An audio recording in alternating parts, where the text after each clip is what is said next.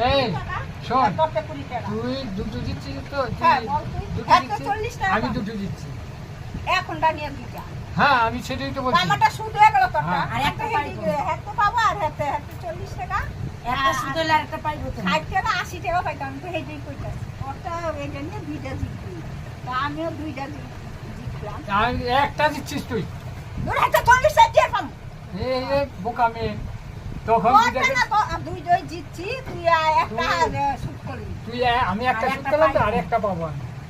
আবার বলে হ্যাঁ আমার। এই দেখ, তাই এইখানে এখন এই টাকা দুইটা পাবো জিত- না। আগেটা আমি জিতে পেলাম না বাইরে। আগেটা শুধু হয়েছে না, দুটো খেলা হয়েছে না?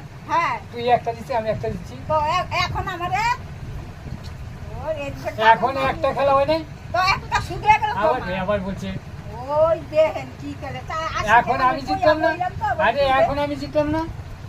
আগে এখন জিতছস তো, তোর তো আমি 20 টাকা পাইতাম তো, তোর যে কইছি টাকা দে, ওরে কইছি টাকা দে, হ্যারে কইছি এই। 40 টাকা দে। স- স- তুই টাকা নেস না। কাট।